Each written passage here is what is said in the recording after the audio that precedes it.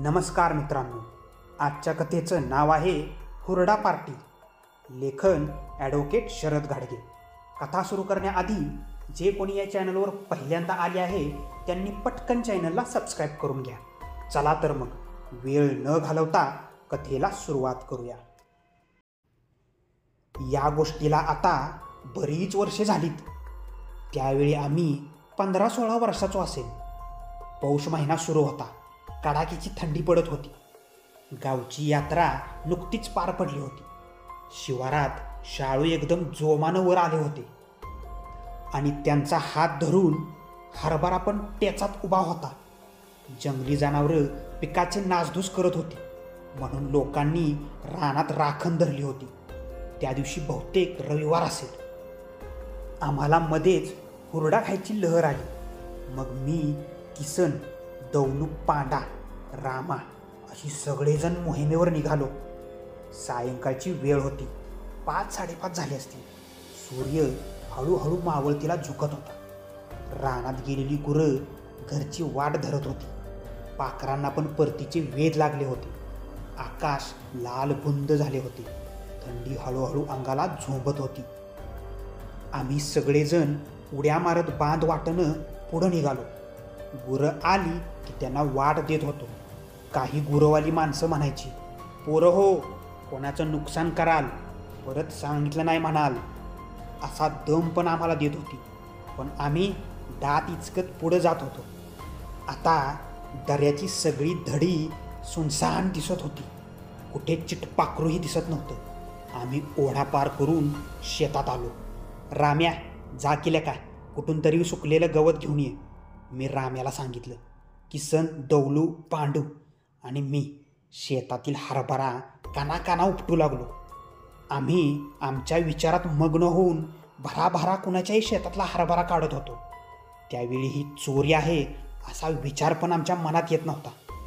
तेवढ्यात हे भावाला भावाला असं बडबडत रामू पळत आला. मी दचकून वर उठलो आणि बघितलं. कुठे आहे बाबा, बोल की, लवकर बोल, कुठं आहे? तर त्याची बोलतीच बंद झाली होती. तो फक्त हाताने खुणवत होता. आमचं लक्ष वरच्या खडीवर गेलं तर तिथे एक म्हातारा आमच्या दिशेने येताना दिसला.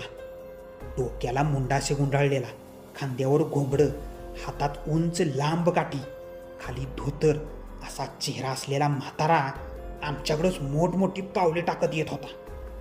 त्याचे डोळे लाल बुंद दिसत होते. मिशांचे आकडे पिळत तो काहीतरी पुटपुटत आमच्याकडे येत होता.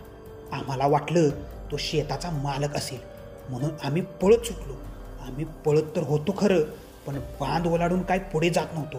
तो म्हातारा जवळजवळ येत होता. आम्ही एकमेकाला ढकलत पुढे पाहत होतो. मी तर बांधावरून ठेसकाळून खालीच पडलो. तो माणूस तर पाठ सोडायला तयार नव्हता. आम्हाला नक्की काय होतंय तेच कळत नव्हतं. आता अंधार पडला होता. लांब कुठेतरी कुत्री सूर धरून रडत होती. बहुतेक गावाच्या दिशेला असतील म्हणून आम्ही तिकडे पळत सुटलो. पण काही केलं तरी आम्ही ओढा पार करू शकत नाही म्हणजे आम्ही चकव्यात तर सापडलो नाही ना. तेवढ्यात तो माणूस आमच्या जवळ आला म्हणून आम्ही जीव खाऊन पळत सुटलो. मला तर आता रडूच फुटलं होतं. मला घरी जायचं होतं. तेवढ्यात पांडा जोरात हवेत उडाला आणि ताण करणं खाली आपटला. त्याची पाठ चांगलीच शेकली होती. तेवढ्यात मध्येच माझा पाय कोणीतरी धरून खेचला आणि फडफडत सगळ्यातून मला फिरवत होता. माझा शर्ट फाटून खरचटून माझ्या पाठीतून रक्त येत होतं.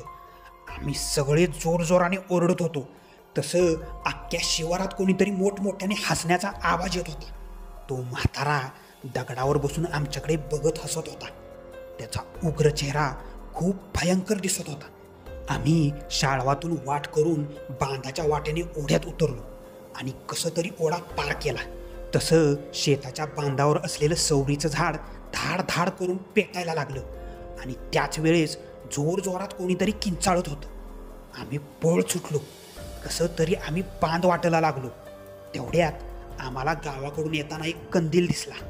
तो कंदीलवाला जोरजोरात मला हाका मारत होता. तान्या, ए तान्या, अरे तान्या. हा तर आवाज आमच्या बापूंचा.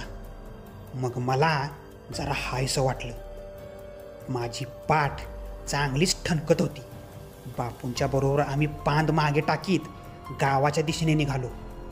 थोडा वेळ पुढे चालत जाताच माझ्या लक्षात आलं, बापू एका शब्दानं बोलणं झालाय. थंडीत त्यांनी अंगाभोवती घोंगडं लपेटलं होतं. जसं बांध वाट संपली तसं बापू मोठमोठ्यानं हसायला लागला. वाचलास लेका, हो वाचलास, असं म्हणत बापू मागं मागं उलटा चालू लागला. आता गाव जवळ आलं होतं. आमच्या घरामागच्या चिंचेच्या झाडाचा शेंडा दिसू लागला होता. परंतु बापूचा वाचलास लेका, हो वाचलास, हा शब्द आमच्या सगळ्यांच्या कानात घुमत होता.